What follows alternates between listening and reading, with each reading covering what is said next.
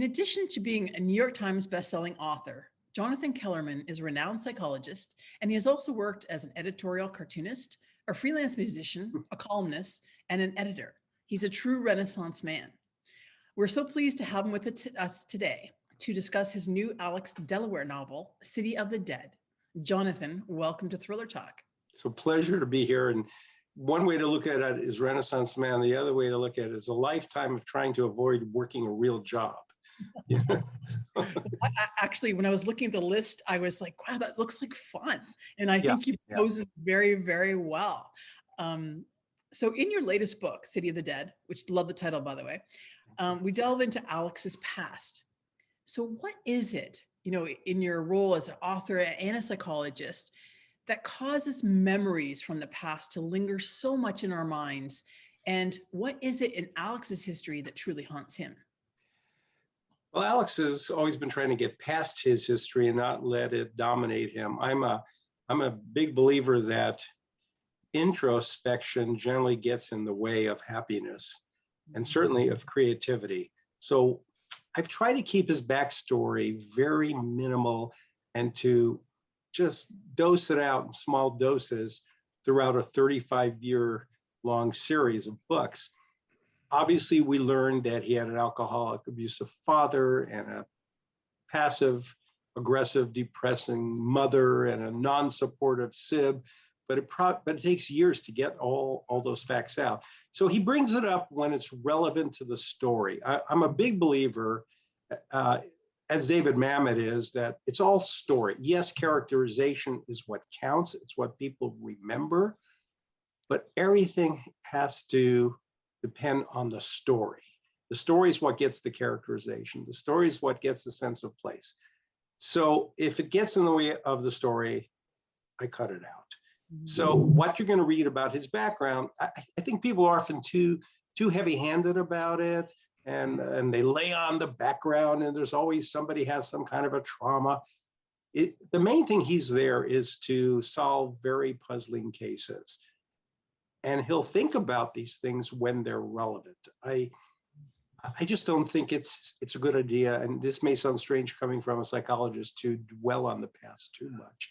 Even though you can't forget it, you forget the past at your own risk. That sounds like great actual personal advice too. So, well, yeah. Go ahead. I was just saying that when I was a psychologist, I worked with children.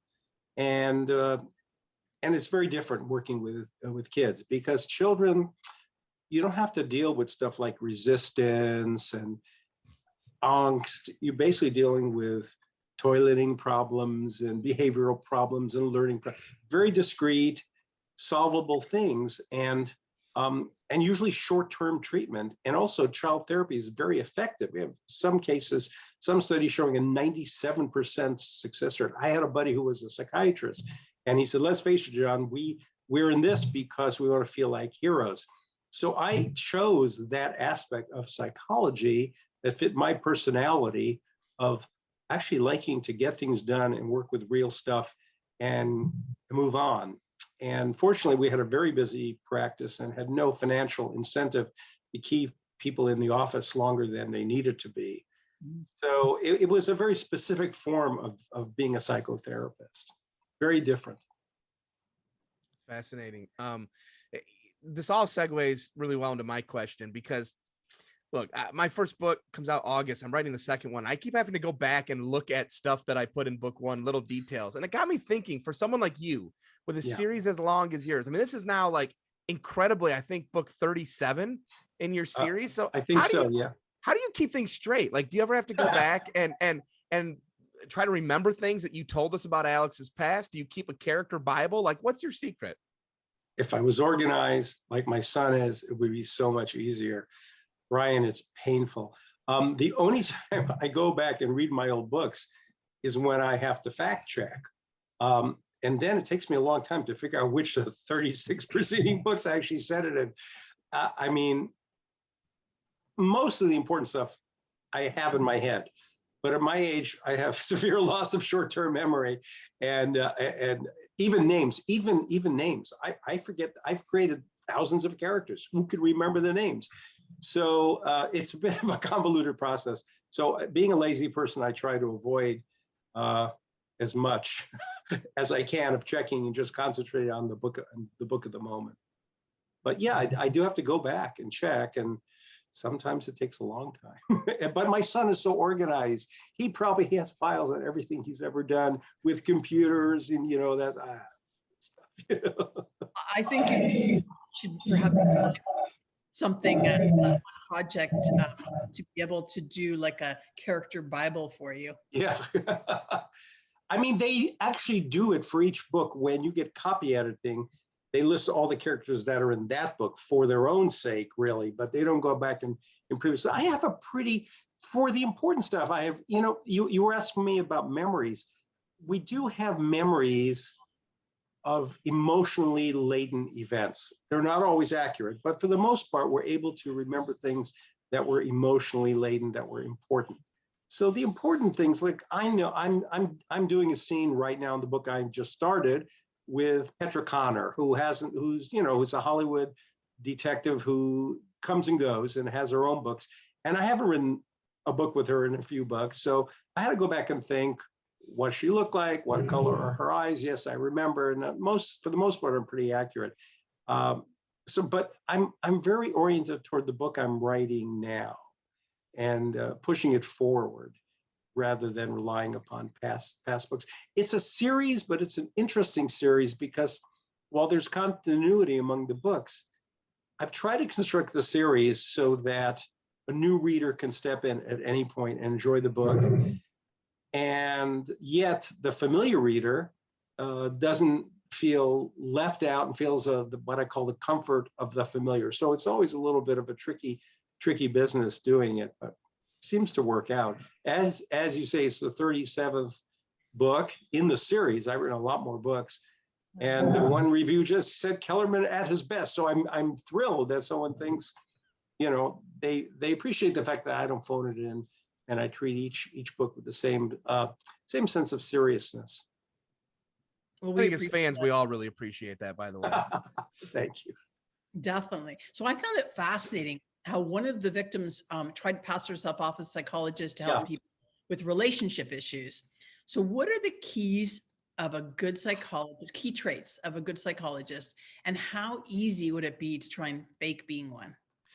Well,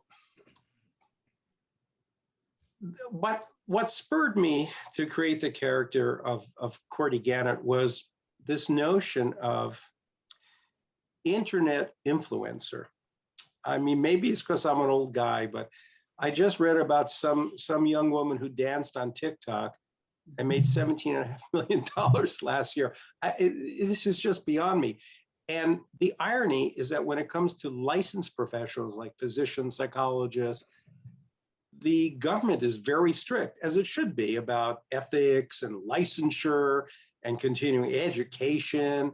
But at the same time, anyone can call themselves a life coach. Anybody can call themselves an expert, and those unlicensed people can do whatever they want. So it's kind of ironic that we're punishing the good kids and ignoring the bad kids. So it wasn't so much she tried to pass herself off, but then she got a workaround by just calling herself a relationship expert. Anyone can call themselves anything nowadays. And it's, I guess, from a libertarian perspective, perhaps that's a good thing, but from a practical perspective in healthcare, you get a lot of crazy stuff going on. The traits I think go into to be a good psychologist, and two of my daughters are PhD clinical psychologists. One works with adults, one works with children at my old Hahn Children's Hospital of Los Angeles. So that's kind of cool. I think the good traits it really helps to really like people and care about people. You can have all the academic training. Kids are really good at, not that kids can't be fooled. We see all kinds of abuse goes on with children. They're very trusting, but working with kids, they seem to have an understanding if you're sincere, at least in a therapeutic setting. It's hard. Their bullshit detectors are pretty well developed. And so it pays, obviously, to be sincere about it. You shouldn't do it unless you like people. I like people. I'm very gregarious. So every time I would have a new patient come into my office, it was always a sense of excitement, which is the way I feel about meeting new people, which is the way I felt about talking to you guys. Oh, that's going to be great again. I like people, and so that helps. But then you have to have training, and there's, especially in my field, in child clinical, there's a lot of technical training. It's not just sitting and listening. There's a lot. I mean, I had a lot of trauma cases in children who didn't speak, pre-verbal trauma cases. You have to know what you're doing. And so good training is really important. And I think the best trained people are licensed clinical psychologists when it comes to therapy, because they're the ones who have in years and years. One of my daughters, for example, took a specialty fellowship in the psychology of GI diseases, gastro. And she's one of the few experts in the field because she went to Ohio State, which is one of the few places that trains you. That's the training she wanted, and that's what she does. And she knows more than I would about it. So a combination of, really caring, being empathic, but also having really good training. And most people will just judge you on your personality, but if you don't help them in the long run, it's not going to work. Mm-hmm. You need to understand that when I was in practice, it was referral practice. I mostly got people referred from physicians. So that means the physician is taking a risk. If he sends a patient to you and they come back saying, Dr. Kellerman was a big jerk, that's going to hurt him too. But if they come and say, you really helped me. So you have to answer to two people. You have to answer your patient, you have to answer to your referral source. But it seemed to work out. That's fascinating. Yeah. That's why we love talking to you, because we learned so much. Oh, yeah. Here's a question I've been wanting to ask you since last we spoke. Out of all the books you've written, we now establish you're 37 books into one series. You've written countless other books. So out of everything you've written, I wonder, is there one that stands out to you as maybe the hardest to have completed, and why? The hardest book to write was The Butcher's Theater, which is my fourth novel. I'd done 3 Delawares: When the Bow Breaks, Blood Test, and Over the Edge. I had 3 very successful bestsellers. And I decided to take a break because I'd written 3 books in a short period of time while I was in full-time practice as a psychologist. So I had lived in Israel, and I was fascinated by the city of Jerusalem. And I decided to write a book that I started in 1985, came out in 1988, and it ended up being huge. I probably wouldn't have written it as big as I did. It was 1,000 pages of manuscript, came into a 600+ page book. And I remember speaking to Elmore Leonard. He said, "How do you write such a great big book?" And I joked that I could use the manuscript as a doorstop. But that was a tough book to write because it was brand new. It wasn't series. I was writing about a country that I knew well, but still a foreign country. It required a lot more research. I had to go to Israel, meet with the cops, and it was just a tough book. And but people say, "You ever going to do another one?" I said, "No, I got it out of my system. I wrote the book that I wanted to write." So it was my mother's favorite book that I've ever written. But that was definitely the toughest book to write. But they're all challenging. When you're in the middle of something, it's just you paint yourself in corners, you paint yourself out. Yeah, I so much. With respect to You're breaking up a little bit. I can't hear you 100%. I'm very sorry. No problem. So about the City of the Dead, what is it about LA that is so compelling as a setting for a crime novel? And how do you feel the city has changed over the years? That's something I can answer because I've given a lot of thought to it. As I've been quoted saying, and reviewers have noted, LA is a character in the Delaware novels. I don't think it's coincidence that some of the finest crime novels have been written in Southern California. You got Chandler, you got McDonald, you got Sue Grafton, and the lesser known lights, people like David Goodis and Horace McCoy, and Jonathan Latimer, probably names most people don't know, but names that influence me. LA, I thought about it, and I think I'm really lucky to have grown up here. I was 9 years old when we moved here, and so I spent most of my life in LA. LA, I think, is a great setting for a crime novel for 3 reasons. First of all, as crazy as it sounds, the weather. Good weather means more opportunity for people to get into trouble. If you go worldwide, the highest crime rates are in Latin America and parts of Africa where it's hot.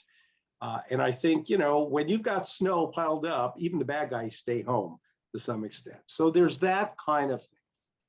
Then there's the fact that we'll talk about that last. LA, and I know this is a politically incorrect term, but I don't care about political correctness. I still use these terms. It is a third world nation. I know I'm supposed to say a developing nation, but it's not developing. It's a third world nation in the sense that the disparity between the haves and the have-nots has always been huge and growing huger, growing bigger. And the reason for that is, I think, we're a company town, and the company is Hollywood. This is a group of people who call themselves the industry, as if they're turning out machine parts, and it has changed. It's a good question you're asking. When I lived here, Hollywood was certainly important, but there were just as many, if not more, people employed by aerospace. I mean, my dad was an engineer. It was a much different town. Now, it's all, Hollywood just dominates the film industry, the streaming industry. And as I've said, it attracts a lot of psychopaths and a lot of very naive people. As I say in the book I'm working on now, sheep meet wolf. Right. You got a guy like Harvey Weinstein. He's a psychopath who got caught. Mm-hmm. But prior to Harvey Weinstein, they were making jokes about the casting couch and exploiting women, exploiting innocence. And there's just an arrogance that goes along with that business, because it's a business where you can be not that smart and make a lot of money. And a lot of money where no one tells you no is a very dangerous thing, I think. I raised 4 children. You have 6, right? So you hear no a lot. Oh yeah. So I avoided that. But the celebrity life, and I've known a few of them, where no one tells you no, you start to believe you're invulnerable and you're above it all. It's like with COVID. We had our mayor be photographed not wearing a mask when he's been driving people, and he said, "Well, I hold my breath." I mean, how do you take that seriously? I hold my breath. I mean, it's good for thee, but not for me. Mm-hmm. And that permeates this town. And this whole notion of what celebrities have to say about anything as being relevant is so laughable. So there's that. And that leads to a lot of hostility. It leads to a lot of bad behavior. I'm sure you're familiar with Elmore Leonard's book, Get Shorty, which they made a good movie out of. Yeah. I don't know if people got the main point of that. I'm not sure it was true in the movie, but in the book, the character Chili, who's played by Travolta in his movie, is a bone breaker in Florida. He breaks bones for the mob. He's a bad guy, right? He comes to Hollywood and he's appalled at the terrible people that he's meeting, which was Dutch's way of digging at Hollywood, because for most of his career, he made a living writing screenplays and treatments and that kind of thing. I'm not going to say everyone in Hollywood's a bad person, but it's much easier to be a bad person in Hollywood. And I guess it's true of any group, politics, industry, where people have a lot of power. They tend to exploit it. But, that's a long answer to your question, but I've given it a lot of thought. That is a powerful answer. I thoroughly enjoyed that. And I completely agree with you. It's almost set up to fail, right? Yeah. And I love it. And there's like, it's sort of like like you said, the glamour and then the underbelly, and the two meet in the books, and it's just fantastic. Well, I look at the difference between when I worked in a hospital and the hardworking, highly educated doctors and nurses, dedicated people saving lives, that atmosphere, compared to a meeting that has to do with a movie or streaming. It's just a different atmosphere. The work is different. It's ambiguous and very strange place to live. I enjoy living here. We stay here because most of our kids are here and because of the weather, And also I'm still writing books. So. Well, Jonathan, last time we talked, there was something else that you said that I wanted to revisit. So you had mentioned that before your debut novel was published, which is, I gosh, like 1985, I think. Yes. That you had actually written a bunch of other stuff that had been rejected. Yes. And ever since you told us that, I've been wondering what changed. So like, how did you take that next step and finally sell your first book? I got good enough. It's as simple as that. I just got good enough. They weren't good enough. No one was conspiring me to keep me out of publishing. When I wrote a publishable book, I got it published. That said, it wasn't bought for a lot of money. I got $3 an hour to write When the Bough Breaks. And it was destined to die. You know, books are bought as big books, at least in those days. They're small books. This was bought as a small book, only because one editor wanted it. It was turned down. It was rejected. The subject matter was considered too yucky. All kinds of reasons for whatever reason. And I think what changed is I finally sat down and began to approach writing not just as therapy, but as a job. And that I learned from being a psychologist at a hospital and a professor. I learned to organize and outline the way I had with scientific articles and to take it seriously and buckle down. Prior to that, and I started very young, I started writing my first novel when I was 18. I've been writing my whole life since the age of 8, 9, something I've always done. It was more therapeutic. It was more about me, coming of age stuff. And it wasn't disciplined. The plots didn't hold up. I could always turn a phrase. I was always the guy who won the writing contest, and I would write other people's essays for them. That I could do, but I needed to learn discipline and structure and write what you know. So it wasn't until I became a psychologist and had accrued significant life experience that I was able to parlay those experiences into a novel. I thought I had something to offer that other people didn't. One of my inspirations was Joe Wamba. I don't know if you're familiar with Wamba, but Joe was a police detective who also had a master's in English and wrote these great books, starting with The New Centurions. And I said, you know, Joe Wamba, he has specialized experience being a cop, and he's one of the few cops who can actually write. I have specialized experience as a psychologist. Maybe I can be that psychologist who can actually write fiction. And fortunately, it seemed to eventually happen, but it wasn't a miracle. I mean, I never took a writing class. Perhaps that would have sped it up. I was just writing, just doing it. And I finally, but even that book was a hard sell, and nobody was more surprised that it was a bestseller than my publisher, you know? So my basic thing was, I published a novel.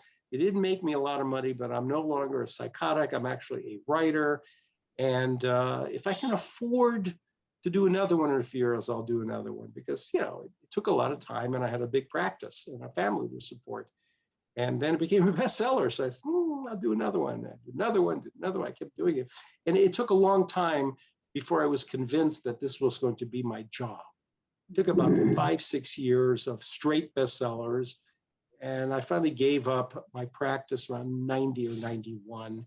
I had 3 associates. We had a huge practice, and I just gave them the practice. I didn't sell it to them. And I said, well, let me try this writing thing. And it seems to have worked out. I would say it's worked out. Yeah, I've been lucky, very lucky. And I really appreciate it. So I really love the friendship between Alex and Milo. It feels quite authentic. Yeah. What advice would you give newer authors when it comes to developing character relationships? Because that's something I think is very important and organic. I think for me, it comes naturally because I'm a friendly person. I have a lot of friends, so I know what friendship's like. And I think the notion of a friendship between a straight man and a gay man was revolutionary in 1981 when I sat down to write the book. The reason why I did that is I felt I had failed so many times to get published that perhaps in this one, I really needed to avoid cliche at every turn. And I didn't like amateur detective books, but yet I had a psychologist at the center of my story. So I knew I needed a cop. And I said, the notion of yet another grizzled homicide cop, how can I avoid the cliche? I said, well, I happen to know that there were gay cops in LAPD, even though there were none in 1985. But I knew from my own friendships, my own experiences, gay friends. And I said, let me try and make Milo, gay, and let's see what I called it Gay But Doesn't Matter.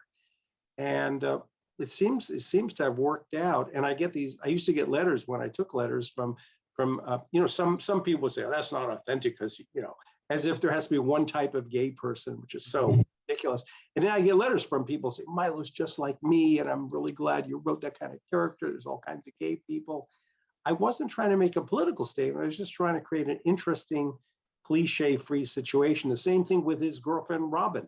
I said, let's make the male in this couple deal with human feelings and the female deal with power tools. So I was really trying to fight cliche, and I continue to try to do that because it's just more interesting.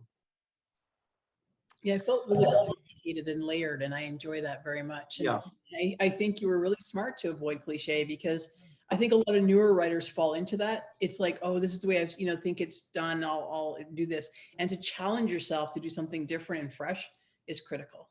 well, I think it depends where the book comes out of. If you're sitting down, people would come up to me and say, I want to be a writer. That's like a bad sign. What does that mean? You want to be that person that's in the movies and sit with your feet up, propped up on a balcony overlooking a lake in your $5 million house with a laptop. I mean, the lifestyle can be beautiful, but it's a job. Those who say, I love to write, or even I hate to write, but I'm driven to do it, I take them more seriously. If it comes from it's like any other creativity, writing music, playing music, it has to be authentic. If you're sitting down going, I've had people who haven't written a word going, how do I market and publicize it? Write the book first, then we'll talk about, marketing. So if it's coming out of, I have to have the ingredients to make a bestseller, then you're more likely to end up with the cliches. But if it's coming from, let's write a really interesting story about interesting people, you have a better shot at success, I think. Graham Greene said when a writer turns 60, there are two reasons to write: fun or money, or even both. I'm well past there, and if it wasn't fun, I wouldn't do it anymore. That's for sure. This is a hard job. Very. Wow, you're still doing it at the highest levels. I just finished my copy of City of the Dead and am again just blown away. So without giving anything away, how'd you come up with the story idea for this book? Oh, I don't know how I do this. I first of all, I keep files, and I've been keeping files for decades because I have no short-term memory anymore. So whenever something, either I read something or hear about something or think of something independently that's interesting to me, I put it in a little plot line file, and I have ideas for like 90 books in there. And so sometimes I go back and look and say, is there anything interesting here? But quite often I will ignore the list because something has occurred to me, just keeps me going.